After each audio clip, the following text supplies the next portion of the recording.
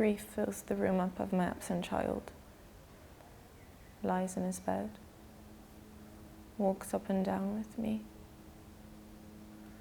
puts on his pretty looks, repeats his words, remembers me of all his gracious parts, stuffs out his vacant garments with his form. Then, have I reason to be fond of grief? Fare you well, had you such a loss as I could give better comfort than you do. I will not let this form upon my head when there is such disorder in my wit. Oh Lord, my Arthur, my fair son, my boy,